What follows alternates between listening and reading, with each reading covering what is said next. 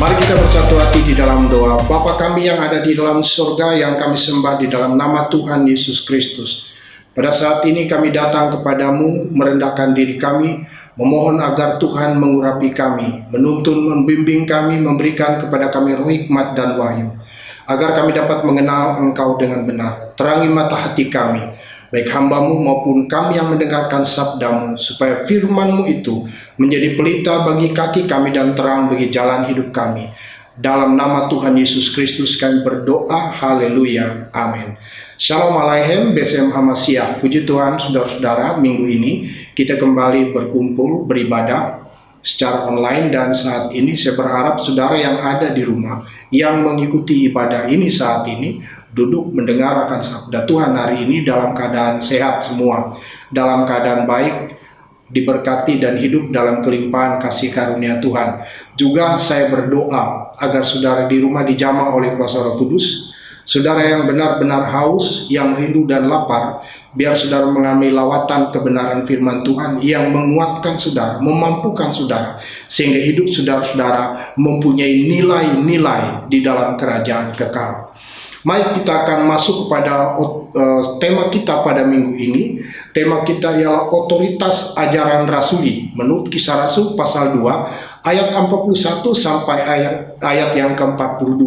Sebuah diskursus teologis, biblika, dan relasinya bagi kita yang percaya. Mari kita membaca. Orang-orang yang menerima perkataannya itu memberi diri dibaptis, dan pada hari itu jumlah mereka bertambah-tambah, kira-kira 3.000 jiwa. Mereka bertekun dalam pengajaran rasul-rasul dan dalam persekutuan, dan mereka selalu berkumpul untuk memecah roti dan berdoa. Kisah para Rasul, saudara, itu memberikan informasi mengenai gereja yang setelah mengalami lawatan Roh Kudus, gereja perdana ini, mereka mempunyai cara hidup. Ayat 42 berkata, mereka bertekun dalam pengajaran rasul-rasul, dalam persekutuan, berkumpul memecahkan roti, dan mereka berdoa. Nah, saudara-saudara, satu bagian yang akan mendapat perhatian kita hari ini, mereka bertekun dalam pengajaran rasul-rasul. Ini berbicara tentang otoritas ajaran rasuli. Saudara, otoritas ajaran rasuli ini bukan milik gereja barat dan gereja timur, baik itu Katolik, Protestan, gereja Ortodok timur. Sebab setiap gereja yang menerima ajaran arus utama, yaitu doktrin Allah Tritunggal Maha Kudus, dan menerima Yesus sepenuhnya Allah dan juga sepenuhnya manusia, sebagaimana penyataan Alkitab, konsili gereja yang am, serta pengakuan iman rasuli, itu adalah gereja yang rasuliah. Karena akar teologis dan sejarah otoritas ajaran rasuliah itu bukan terletak pada letak geografis, tetapi esensi ajaran itu. Apakah ajaran Kristus tetap dipertahankan, dipelihara di segala tempat? Nah, dalam hal ini, saudara-saudara, walaupun kita mungkin saja tidak setuju dengan ajaran-ajaran yang sifatnya sekunder, yang cenderung berbeda, tetapi kita harus bijak menyikapi perbedaan itu, kecuali jika ajaran itu melawan atau menyimpang dari doktrin primer yang diakui oleh arus utama gereja. Nah, peristiwa Kisah Para Rasul pasal 2 ayat 41 sampai 42 ini, di bagian awalnya itu adalah pengajaran rasul-rasul yang diberikan kepada mereka yang baru masuk Kristen. Saudara-saudara, pengajaran ini adalah tradisi resmi di gereja mula-mula, baik lisan maupun tulisan. Mari kita bandingkan dengan Kisah Rasul 15 ayat 35. Paulus dan Barnabas tinggal beberapa lama di Antioquia. Mereka bersama dengan banyak orang lain mengajar dan memberitakan firman Tuhan. Jadi tradisi utama dari pengajaran gereja mula-mula tentang pengajaran iman rasuli ini, saudara-saudara, justru kita temukan itu di dalam Kisah Rasul pasal 2 ayat 22 sampai 36. Di mana situ Rasul Petrus memusatkan pengajarannya pada kematian, penguburan, dan kebangkitan Kristus yang sesuai dengan kitab suci. Nah, tradisi pengakuan atas otoritas ajaran rasuli ini juga diungkap oleh 2 Yohanes 1 ayatnya yang ke-9. Dikatakan, setiap orang yang tidak tinggal di dalam ajaran Kristus, tetapi yang melangkah keluar dari situ, tidak memiliki Allah. Barang siapa tinggal di dalam ajaran itu, ia memiliki Bapa maupun Anak. Saudara, kata kunci teks ini ialah tunduk di bawah otoritas untuk menjalankan otoritas. Keluar dari otoritas berarti kehilangan otoritas. Artinya kita tunduk di dalam ajaran Kristus untuk menjalankan otoritas ajaran Kristus itu. Tetapi keluar dari otoritas ajaran Kristus berarti kita kehilangan otoritas. Kita dapat melihat ketika kita mempelajari, salah satu contohnya adalah pengakuan iman Nikea tahun 325 Masehi. Bahwa pengakuan iman ini, saudara, itu berasal dari otoritas Alkitab itu sendiri. Tidak hanya pengakuan iman yang berasal dari Alkitab, pengakuan iman ini juga memberi dasar yang akurat untuk pengembangan semua teologi Kristen kemudian hari, seperti misalnya kristologi, soteriologi, eklesiologi, dan eskatologi, yang merupakan dasar dari semua teologi sistematika yang kita kenal sekarang. Pengakuan iman rasuli ini, saudara, juga merumuskan argumen untuk iman Kristen, memberikan dasar yang kuat untuk membangun filosofi hidup kita. Jadi kalau kita lihat bahwa pengakuan iman rasuli ini juga itu mengarah dalam perkembangannya kepada pernyataan iman yang kuat di tahun-tahun apologetika atau pembelaan iman. Jadi di tahun-tahun apologetika itu, karena apologetika ini adalah bagian inti dari iman Kristen. Pada permulaan gereja, para rasul menghabiskan sebagian waktunya untuk menangkal, membela, melawan pandangan yang bertentangan dengan makna asli dari para rasul. Kita ambil contoh Galatia 1 ayat 8. Bagaimana Paulus memberikan sebuah apologi yang sebegitu luar biasa sebagai seorang apologis. Dia berkata, sekalipun kami atau seorang malaikat dari surga yang memberitakan kepada kamu suatu Injil yang berbeda dengan Injil yang kami beritakan kepadamu, terkutuklah dia. Seperti yang telah kami katakan dahulu, sekarang kukatakan sekali lagi, jikalau ada orang yang memberitakan kepadamu suatu Injil yang berbeda dengan apa yang telah kamu terima, terkutuklah dia. 2 kali Rasul Paulus mengatakan anatema, terkutuklah. Ruang mereka itu adalah ruang terkutuk.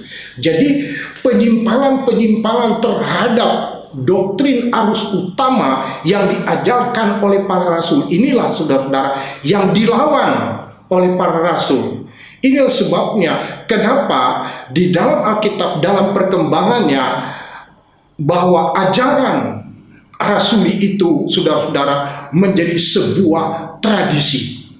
Penggunaan istilah tradisi di sini dipakai dalam 2 cara di Perjanjian Baru. Pertama, itu mengacu kepada doktrin rasuli yang diberikan melalui pengilhaman ilahi, di mana gereja-gereja itu terikat untuk mematuhi tradisi ini karena secara supranatural telah dicatat di dalam kitab suci Perjanjian Baru. Mari kita bandingkan dengan 2 Tesalonika 2 ayat 15, 3 ayat 6. Dikatakan, sebab itu berdirilah teguh dan berpegang pada ajaran-ajaran yang kamu terima dari kami, baik lisan maupun secara tertulis. 2 Tesalonika 3 ayat 6. Tetapi kami berpesan kepada kamu, saudara, dalam nama Tuhan Yesus Kristus, supaya kamu menjauhkan diri dari setiap saudara yang tidak melakukan pekerjaannya dan yang tidak menurut ajaran yang telah kamu terima dari kami. Saudara, makna dan maksud dari teks-teks yang mengajak orang Kristen untuk mengikuti tradisi ini mengacu pada tradisi yang diilhamkan, yang diberitakan oleh para rasul itu secara langsung waktu hadir. Itu yang dimaksudnya secara lisan, secara langsung waktu hadir atau lisan, dan melalui surat waktu tidak hadir atau tertulis. Nah, tentunya antara apa yang disampaikan langsung hadir dan tidak langsung melalui share tetap sama dan tidak mungkin bertentangan. Itu maksudnya. Yang kedua, istilah tradisi di dalam Alkitab juga mengacu kepada ajaran-ajaran yang tidak diilhamkan, yang dipakai oleh para pengajar agama untuk menambahi kitab suci. Dengan cara demikian mereka berusaha untuk mengikat orang. Dalam pengertian inilah, saudara, tradisi ini ditolak oleh firman Tuhan. Mari kita baca Kolose 2 ayat yang ke-8.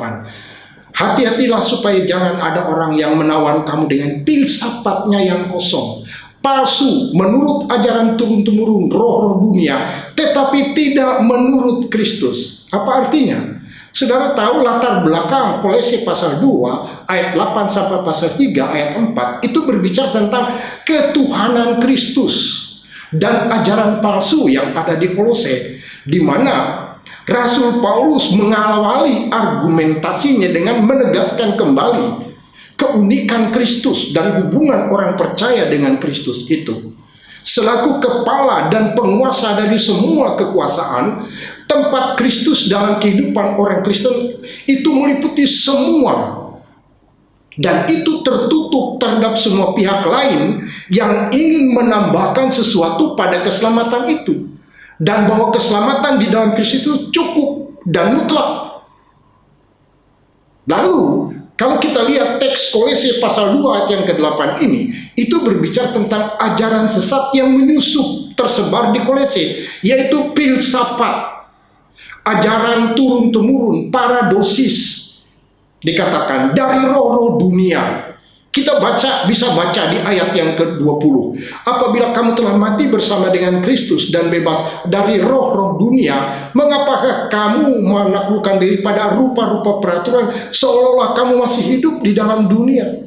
Jadi Paulus menegaskan di situ, menegaskan bahwa ajaran ini nampaknya saleh secara menurut filsafat, tetapi ajaran ini sebenarnya tidak menurut Kristus. Kita juga perlu tahu, Rasul Paulus tidak menyalahkan tradisi itu sendiri, tetapi justru membedakan tradisi tersebut dengan tradisi menurut Kristus yang diterima oleh jemaat Kolose. Coba kita lihat Kolose 2 ayat 7. Hendaklah kamu berakar di dalam Dia, dibangun di atas Dia. Hendaklah kamu bertambah teguh di dalam iman yang telah diajarkan kepadamu. Hendaklah hatimu melimpah dengan syukur. Saudara, apakah ini bukan tradisi? Inilah tradisi di mana mereka diajar sedemikian rupa dalam tradisi pengajaran yang bersumber dari kitab suci ini. Hendaklah kamu berakar di dalam Dia, dibangun di atas Dia, bertambah teguh dalam iman yang diajarkan kepadamu. Jadi bukan tradisi sempalan. Jadi ada tradisi yang benar yang diakui oleh sang rasul dan diteruskan, saudara, di dalam Alkitab. Mari kita bandingkan dengan Roma pasal 6 ayat 17. Tetapi syukurlah kepada Allah, dahulu memang kamu hamba dosa, tetapi sekarang kamu dengan segenap hati telah mentaati pengajaran yang diteruskan kepadamu. Jadi ada tradisi bahwa pengajaran itu diteruskan, baik lisan waktu hadir maupun tertulis itu waktu tidak hadir. Jadi lisan di sini bukan berarti bahwa ada tradisi lain yang perlu ditambahkan kepada kitab suci itu. Tidak demikian. Tetapi di sini mentaati pengajaran yang telah diteruskan, itu tradisi para rasul. Tradisi di mana mereka berusaha agar otoritas ajaran rasul yang mereka dapatkan dari Kristus itu sudah tidak menyimpang, hanya diteruskan. Itu prinsip-prinsip dasarnya. Kemudian coba kita bandingkan dengan 1 Korintus 11 ayat 2 dan 23. Aku harus memuji kamu sebab dalam segala sesuatu kamu tetap mengingat akan aku dan teguh berpegang pada ajaran yang kuteruskan kepadamu. berpegang kepada ajaran yang telah kuteruskan kepadamu. Jadi ada tradisi, ajaran-ajaran arus utama di dalam gereja itu diteruskan sedemikian rupa, baik itu secara lisan waktu hadir maupun dengan tulisan, dan isinya tidak bertentangan, kedua-duanya tidak bertentangan. Coba kita baca ayat 23 lagi. Sebab apa yang telah kuteruskan kepadamu telah aku terima dari Tuhan, yaitu waktu ini pada waktu di saat ia mengambil roti, apa yang kuteruskan kepadamu. Jadi saudara, tidak ada sesuatu yang lain yang diteruskan. Itu tradisi menurut kitab suci. Kemudian kita lihat dalam 1 Korintus 15 ayat 3, sebab yang sangat penting telah kusampaikan kepadamu, yaitu apa yang telah kuterima sendiri, ialah bahwa Kristus telah mati karena dosa-dosa kita sesuai dengan kitab suci. Apa yang sangat penting telah kusampaikan kepadamu. Telah kusampaikan kepadamu ini, baik itu lisan ketika Rasul Paulus dalam misinya kepada orang Korintus, maupun ketika ia mengirim surat, itu tertulis. Jadi tidak bertentangan sama sekali. Jadi itu yang aku teruskan kepadamu. Artinya begini, tradisi ajaran rasuli yang diteruskan itu memiliki status berotoritas. Sebab di dalam Kristus yang ditinggikan itu, ia ini saudara disampaikan. Ini yang dikatakan oleh kitab suci kita. Kalau kita melihat pendapat Dave Armstrong berkata begini, Kristus Yesus dan para rasul mengakui tradisi lisan Yahudi yang otoritatif. Dengan demikian umat Kristen itu dapat memahami otoritas tradisi-tradisi lisan yang diteruskan itu tadi. Itu lisan. Meskipun demikian, menurut kitab suci, Kristus Yesus juga menyanggah tradisi lisan Yahudi. Fakta ini juga mengajak kita perlu menilai tradisi yang tidak sesuai dengan terang firman Allah. Coba kita baca dalam Matius 15 ayat 1-6. Kemudian datanglah beberapa orang Farisi dan ahli Taurat dari Yerusalem kepada Yesus berkata, mengapa murid-muridmu melanggar adat istiadat nenek moyang kita? Mereka tidak membasuh tangan sebelum makan. Tetapi jawab Yesus kepada mereka, mengapa kamu pun melanggar perintah Allah demi adat istiadat nenek moyangmu?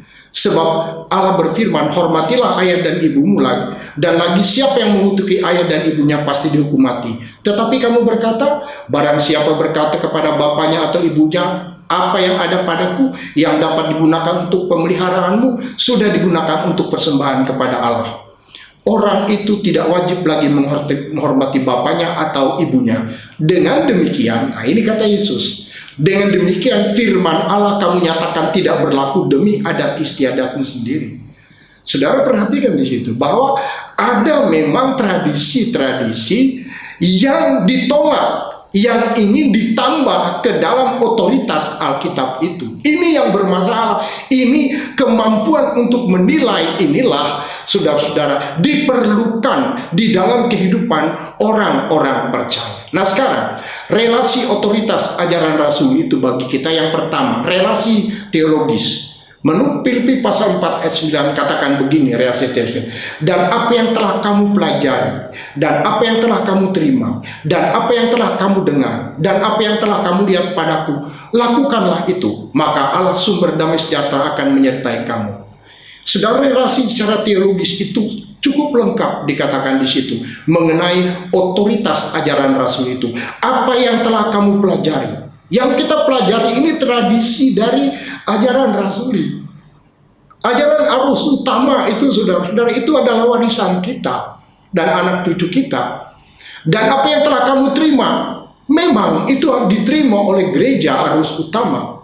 Dan apa yang telah kamu dengar, saudara, ini bicara apa yang kamu dengar itu arti berbicara secara lisan, secara oral, secara verbal, secara langsung diteruskan. Dan apa yang telah kamu lihat padaku. Nah, ini merupakan kejadian di masa Rasul Paulus. Tentunya kita tidak melihat itu. Tetapi paling tidak apa yang telah kamu pelajari, apa yang telah kamu terima, apa yang telah kamu dengar, itu saudara adalah relasi teologis mengenai tradisi otoritas kitab suci yang diteruskan, diajarkan kepada kita. Itu dapat dipercaya. Kemudian kedua, relasi teologis historis yang biblikal, bahwa jauh saudara-saudara ya. Ini apa relasinya untuk kita mengenai otoritas ajaran Rasul ini? Yang kedua, ini adalah relasi tradisi historis yang biblikal. Jauh sebelum pernyataan 7 konsili ekumenes, yaitu konsili Nikea pertama 325 hingga konsili Nikea kedua 787, tradisi dalam sejarah gereja mengungkap bahwa para pemimpin Kristen di abad kedua mengenali kanon perjanjian baru dan menerima tulisan-tulisan rasul tersebut sebagai tradisi kitab suci yang memiliki otoritas sama dengan kanon perjanjian lama. Kalau saudara membandingkan dengan Yohanes 16, 13, 17, 8, 1/2, ayat 13, 1 Yohanes 2 ayat 20, saudara akan melihat. Nah kita melihatnya di dalam sejarah bagaimana historical yang biblikal.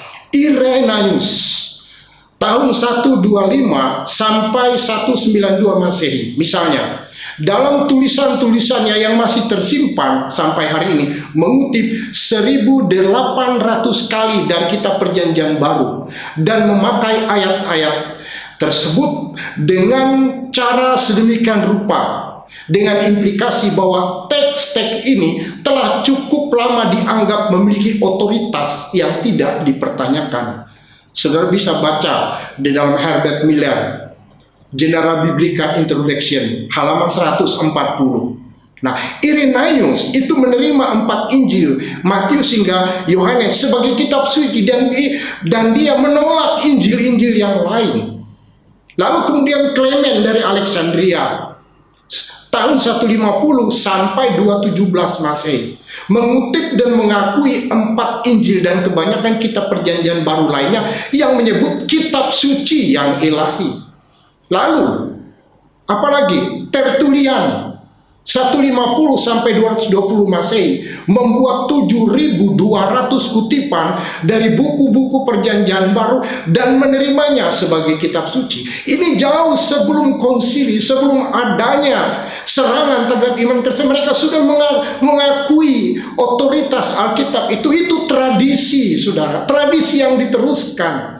Jadi kesimpulannya ialah bahwa kita percaya kitab suci, baik perjanjian lama perjanjian baru, itu sudah selesai, telah disirkulasikan dan diterima oleh umat Allah di bawah pimpinan Roh Kudus sebagai otoritas tertinggi yang oleh semuanya kita tunduk kepada kebenaran firman Allah itu.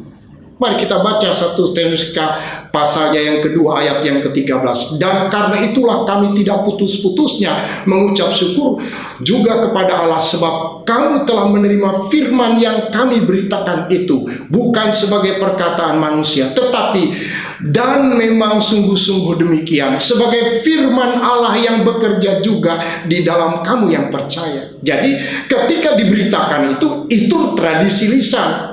Ketika mereka jauh, itu tradisi tertulis. Jadi antara tradisi lisan dan tradisi tertulis itu tidak bertentangan, bukan tambahan kepada apa yang ada tertulis itu. Tidak demikian. Tetapi ini pengakuan jauh sebelum adanya konsili. Pengakuan terhadap otoritas Alkitab itu. Coba saudara-saudara kita perhatikan 1 Timotius pasal 3 ayat 15 sampai 17. Ingatlah juga bahwa dari kecil engkau sudah mengenal kitab suci. Jelas kitab suci perjanjian lama yang dimaksudkan Paulus dapat memberi hikmat kepadamu dan menuntun engkau kepada keselamatan oleh iman kepada Kristus. Jadi kitab suci perjanjian lama itu mengarah kepada Kristus. Maksud Rasul Paulus. Nah, kemudian baru di ayat 13, segala tulisan yang dihilangkan Allah memang bermanfaat untuk mengajar, untuk menyatakan kesalahan, untuk memperbaiki kelakuan, untuk mendidik orang dalam kebenaran. Dengan demikian tiap-tiap manusia yang punya Allah diperlengkapi untuk setiap perbuatan baik. Segala tulisan yang dimaksudkan di situ, saudara-saudara, yang dihilangkan Allah itu jelas mengarah kepada kitab suci itu sendiri. Jadi tidak yang lain. Oleh sebab itu, saudara-saudara, kesimpulannya untuk kita bahwa otoritas ajaran Rasul itu bagi kita ialah bahwa kita percaya bahwa kitab suci itu adalah firman Allah. sebagai otoritas tertinggi untuk menilai semua doktrin, semua perilaku, moral, etika dalam kehidupan Kristen kita. Itu tradisi yang dimaksudkan oleh Alkitab. Nah, jika tradisi ini menjadi bagian dari kehidupan iman Kristen kita, berarti kita sedang berada di bawah otoritas ajaran rasuli. Amin untuk firman Tuhan. Mari kita berdoa. Bapa kami yang ada di dalam surga, yang kami sembah di dalam nama Tuhan Yesus Kristus, kami saat ini terus Tuhan belajar tunduk di bawah otoritas untuk menjalankan otoritas. Otoritas yang kami dapat hari ini bukanlah otoritas kami sendiri, tetapi itu diberikan oleh-Mu. Kami percaya bahwa Allah adalah pemegang otoritas tertinggi, diberikan kepada anaknya yang tunggal, Tuhan Yesus Kristus, yang telah mati, dikuburkan dan bangkit, dan melalui kuat kuasa Roh Kudus yang menolong kami untuk menjalankan otoritas-otoritas yang kami pegang dan kami terima. Biarlah Engkau Tuhan meneguhkan kami untuk menjadi orang-orang percaya yang tinggal di dalam otoritas, sehingga segala kuasa yang ada ini dipatahkan di dalam kuasa nama Tuhan Yesus Kristus. Terpujilah namamu. Haleluya. Amin.